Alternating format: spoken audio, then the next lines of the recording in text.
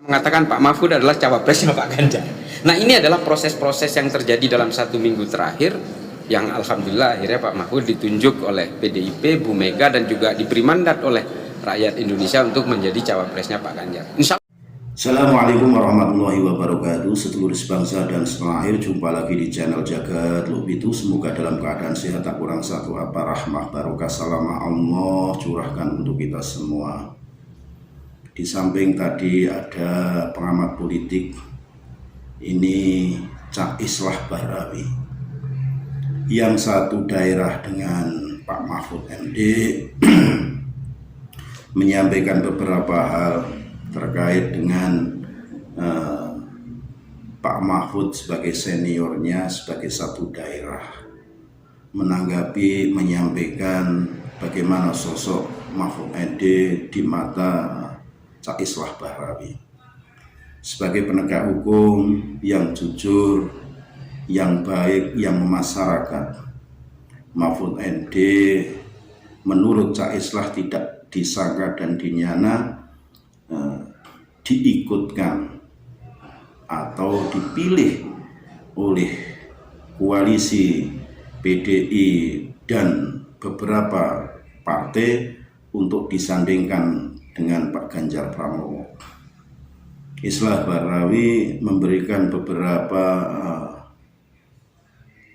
kriteria atau beberapa hal mengenai sosok Mahfud MD ini yang dipandang oleh Cak Islah Bahrawi sebagai sosok yang sederhana, yang jujur, yang tegas. Bagaimana nanti para kaum milenial ini akan tertarik terhadap calon Ganjar Mahfud ini, karena dipandang Mahfud MD adalah seorang sosok yang tegas. Ini untuk menarik daya daripada kaum milenial yang saat ini masih bingung dan masih mencari sosok mana yang tepat untuk didukung, karena para milenial ini ingin ada perubahan di bangsa ini. Itu sebagai gambaran daripada Cak Islah Bahrawi mengenai sosok daripada Mahfud MD yang notabene nanti akan menjadi sebuah daya tarik, daya saing yang luar biasa terkait dengan ketegasan mengenai hukum di Indonesia.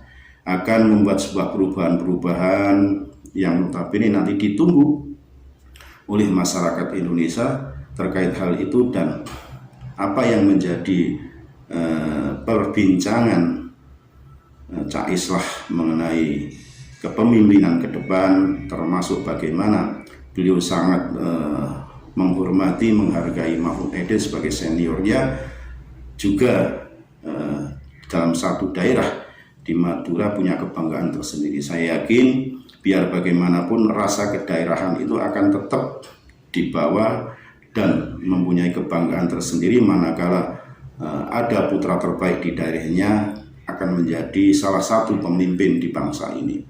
Tentunya apa yang disampaikan Cak Islah ini ya fine-fine saja, karena biar bagaimanapun kita sadari dan kita ikut berbahagia seperti Cak Islah, karena biar bagaimanapun penduduk asli atau anak pribumi Madura yang notabene ikut terpanggil akan membangun bangsa ini melalui perpolitikan di bangsa ini di perhelatan akbar pemilu 2024 yang notabene nanti akan dipilih oleh rakyat Indonesia. Sebagai bentuk rasa syukur dan kebanggaan Cak Islah, tadi disampaikan beberapa hal mengenai sosok Mahfud MD yang akan mendampingi Ganjar Pranowo. Fine-fine saja menurut saya.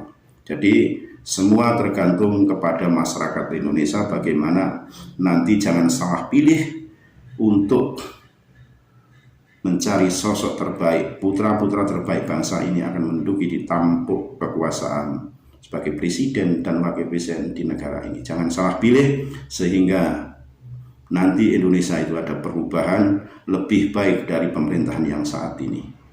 Saya kira itu yang perlu saya sampaikan. Semoga ini bermanfaat dan kita akan saksikan bagaimana Cak Islah Bahrawi menanggapi sosok daripada Mahfud MD yang tadi sudah mendaftarkan sebagai calon wakil presiden mendampingi Ganjar Pranowo sebagai calon presiden. Sekali lagi mohon maaf NKRI Agama Nusantara milik kita. Assalamualaikum warahmatullahi wabarakatuh. Ya, saya sebenarnya memang sejak dulu sudah tergabung dalam Sahabat Mahfud. Jadi Sahabat Mahfud ini bukan organisasi yang baru dibentuk hari ini, tapi memang sejak jauh sebelum pemilu tahun 2019 ini sudah terbentuk. Dan memang kita selalu memberikan pemahaman-pemahaman kepada masyarakat, pemikiran-pemikiran Pak Mahfud kepada masyarakat tentang perlunya penegakan hukum, perlunya politik-politik yang sehat, perlunya juga kesejahteraan berdasarkan berbagai regulasi-regulasi yang normatif. Kita selalu tidak pernah keluar dari kehidupan-kehidupan yang sifatnya objektif di dalam negara. Jadi pemikiran-pemikiran Pak Mahfud yang selama ini kurang teramplifikasi, ini kerjaan Sahabat Mahfud adalah memberikan pemahaman kepada masyarakat bahwa hidup bernegara itu seperti ini loh, hidup beragama itu seperti ini loh, konsep-konsep kepemimpinan menurut Islam itu seperti ini loh, dan itulah terus yang selalu disuarakan lewat Sahabat Mahfud. Oke, berarti memang tim yang udah terbentuk lama sudah, ya, Cak? Sudah. Cak, balik lagi soal pendaftaran tadi, melihat hari ini kan ada dua pasangan calon yang mendaftar termasuk Pak Ganjar dan Pak Mahfud ya, tadi setelah Pak Anies dan Muhaimin itu. Nah, melihat keramaian tadi seperti apa sih? Sebenarnya kalau soal keramaian dari banyaknya massa yang hadir itu sebenarnya bukan ukuran yang paling baku untuk menentukan popularitas suatu calon ya. Jadi tadi Amin banyak juga. Mungkin nanti ketika Prabowo deklarasi atau juga melakukan pendaftaran ke KPU mungkin juga banyak, tapi crowd gitu ya, kerumunan-kerumunan yang sifatnya dikerahkan, diorganisir ini kan bukan menjadi ukuran sebenarnya. Yang menjadi ukuran adalah bagaimana pemikiran-pemikiran seorang capres atau cawapres itu bisa merepresentasikan keinginan rakyat. Kan itu yang penting. Artinya ukuran-ukuran kerumunan yang terbentuk dalam suatu momen tertentu itu bukanlah parameter bahwa ini akan dipilih oleh rakyat. Belum tentu. Nanti semua itu akan terjawab di bilik suara. Satu saja kuncinya. Apakah visi misi dari capres dan cawapres ini dan kelakuannya baik di masa lalu dan hari ini, apakah itu betul-betul bisa mengakomodir keinginan rakyat atau tidak? Nah, ini kan yang penting. Yang bisa memberikan to convince to a lot of people gitu ya, yang bisa meyakinkan banyak orang bahwa ini pilihan saya, ini adalah orang yang saya idam-idamkan. Nah, itu nanti representasinya itu ada di bilik suara nanti. Kalau cuma kerumunan-kerumunan ini, mohon maaf, kalau kerumunan-kerumunan seperti ini yang dibentuk ini kan ujung-ujungnya ada di uang transport dan juga nasi kotak. Meskipun saya tidak mengingkari bahwa tadi ketika di KPU itu paling banyak itu masanya dari Ganjar Mahfud, tapi saya tetap berusaha objektif, bukan ini ukurannya. Kita lihat Ganjarnya, kita lihat Pak Mahfudnya.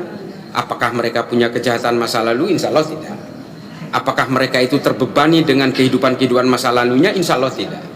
Yang menjadi beban Ganjar Mahfud itu adalah bagaimana memperjuangkan hak-hak politik, hak-hak ekonomi, hak-hak rakyat untuk bisa membuat Indonesia ini sejahtera ke depan.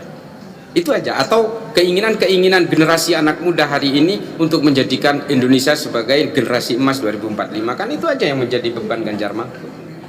Oke, Pak, mungkin teman-teman Matan Show kan juga tahu kalau Pak Mahfud ini diumumkannya secara resmi itu kan baru 2 hari lalu, tapi memang kemarin juga sempat bilang kalau lobby-lobbynya itu sebenarnya udah lama dari staff gitu ya, tapi dengan diumumkan secara resminya itu baru 2 hari lalu, kemudian hari ini langsung pendaftaran ke KPU begitu. Sebenarnya persiapannya yang udah dilakukan itu apa aja sih dalam waktu singkat itu terutama? Gini ya, saya mau sedikit mungkin yang Pak Mahfud tidak mungkin menceritakan itu, tapi jujur saja di dalam diri kami dan mungkin Pak Mahfud ada semacam trauma karena 2019 itu ada proses anulir last minute. Itu jujur membuat kami juga trauma. Jangankan Pak Mahfud, kami aja yang berada di sekeliling Pak Mahfud juga mengalami rasa trauma itu. Sehingga ketika nama Pak Mahfud muncul menguat di PDIP, selalu kami pantau, ada nama baru lagi. Lalu kemudian ada nama yang baru lagi, RK misalnya ketika itu, waduh, ya sudahlah, artinya gini, kita betul-betul pasrah kepada nasib saja. Kalau memang PDIP dan Bu Mega memilih Pak Mahfud, ya sudah silahkan. Tapi kalau tidak, ya sudah. Apalagi tipikal Pak Mahfud tidak pernah mau maksa atau berusaha bersusah payah untuk mencapai jabatan-jabatan apapun. Pak Mahfud ini adalah tipikal orang yang betul-betul dituntun ilmunya untuk menjabat satu jabatan tertentu. Dia nggak pernah ngotot. Kalau dia sedikit berkompetisi untuk mencapai jabatan itu, iya. Tapi kalau dia disuruh ngotot melakukan operasi-operasi untuk mencapai jabatan itu, nggak pernah. Pak Mahfud itu adalah orang yang betul-betul ingin menonjolkan meritokrasi. Dia yakin kalau ilmu saya cukup, kalau prestasi saya cukup, dan apa yang saya lakukan ini dianggap mumpuni untuk menjabat suatu jabatan itu, ya sudah, orang pasti akan memilih saya. Dan alhamdulillah sampai last minute kemarin deklarasi, malamnya kami kumpul di rumah Pak Mahfud. Wartawan nanya, Mas Islah, itu Pak Mahfud apakah akan jadi cawapres besok dalam deklarasi PDIP? Belum bisa dipastikan. Meskipun kami sebenarnya udah tahu bahwa Bu Mega akan menunjuk Pak Mahfud. Tapi kita berusaha untuk supaya trauma-trauma di 2019 itu tidak terulang lagi. Sehingga akhirnya saya katakan kepada wartawan waktu itu, sampai deklarasi dan pendaftaran di KPU baru kami bisa mengatakan Pak Mahfud adalah cawapresnya Pak Ganjar. Nah, ini adalah proses-proses yang terjadi dalam 1 minggu terakhir, yang alhamdulillah akhirnya Pak Mahfud ditunjuk oleh PDIP, Bu Mega, dan juga diberi mandat oleh rakyat Indonesia untuk menjadi cawapresnya Pak Ganjar. Insya Allah amanah. Oke Pak, nah maaf ini kan Pak Ganjar ini salah satu sebelum menunjuk bacawa pres begitu ya, Pak Ganjar ini kan sering ngobrolin isu-isu terkait anak muda, generasi muda begitulah. Iya. Nah kalau Cak Islah dari tim Pak Mahfud sendiri melihatnya sebagai mungkin lebih senior begitu ya, dengan usia yang lebih senior, bagaimana sih memandang concern-concern anak muda saat ini begitu? Begini, secara usia Pak Mahfud ini memang sudah cukup, ya lumayan lanjut lah usianya, kepala 6 ya. Artinya begini, tapi ada satu hal yang bisa menjawab kegelisahan dari kalangan anak muda hari ini, yaitu ketegasan hukum dan juga kepastian bahwa hukum itu akan tajam ke segala arah. Ini anak muda kan mengimpikan betul-betul penegakan hukum itu bisa, dan keadilan hukum itu bisa dirasakan oleh semua kalangan, semua gender, semua lapis kelas usia, mulai dari Gen X, Gen Z, milenial, dan seterusnya. Dan juga dirasakan oleh orang kaya, orang yang kelas menengah, kelas bawah, sampai orang yang makan hari ini aja masih dipikirin. Orang itu kan meminta satu hal saja, keadilan hukum dari negara ini. Insya Allah Pak Mahfud bisa mewujudkan itu, karena kalau kita lihat sosok beliau itu hari ini, itu betul-betul bisa menjawab, dan vokalnya beliau tentang penegakan hukum itu bukan kaleng-kaleng, sudah banyak terbukti. Beliau adalah orang yang sering dihantam kanan kiri, tapi beliau tetap tegak lurus untuk menyuarakan ketertindasan, ketertimpangan, budaya koruptif, dan juga pola-pola kehidupan politik yang penuh konspirasi dan sebagainya. Pak Mahfud betul-betul menghindari itu. Kita lihat kasus Sambo misalnya. Jujur saja, kalau kasus Sambo itu Pak Mahfud tidak betul-betul dia garda terdepan untuk membela siapa yang benar dan betul-betul menghukum siapa yang salah, selesai barang itu. Pak Mahfud adalah satu-satunya tokoh yang paling vokal untuk membela kebenaran di sini. Kita bisa lihat juga kasus-kasus yang lain. Ada orang korban begal dan kemudian korbannya membunuh begalnya, tapi kemudian oleh polisi dijadikan tersangka. Pak Mahfud ada di depan. Pak Mahfud itu bukan hanya membela kelompok yang kaya, tapi juga membela yang miskin, mendudukkan proses penegakan hukum sesuai porsinya secara normatif dan secara objektif. Nah, ini yang diimpikan anak muda di sini. Anak muda selama ini kehilangan, generasi-generasi awal kita ini, termasuk saya dulu waktu masih muda, merasa kehilangan ketika hukum seolah-olah tidak berpihak kepada kalangan muda. Anak muda ini kan sebenarnya adalah orang-orang yang berusaha dikooptasi secara usia, tapi sebenarnya tidak pernah ada jaminan dari negara bahwa mereka ini adalah generasi yang paling penting. Itu kan selama ini yang saya alami juga waktu muda dan dirasakan oleh anak muda hari ini. Mereka tahu pentingnya generasi muda, tapi generasi muda ini tidak pernah diberi kepastian-kepastian apapun. Nah, ini Pak Mahfud sangat concern di sini. Jadi kalau ada anak muda generasi Z, milenial, atau angkatan-angkatan muda hari ini, insya Allah Pak Mahfud sangat concern terhadap bagaimana memberdayakan pemuda dalam berbagai potensi-potensi dan bakat-bakatnya, termasuk juga memberikan kepastian hukum terhadap mereka. Komit di situ begitu. Iya, ya. Oke.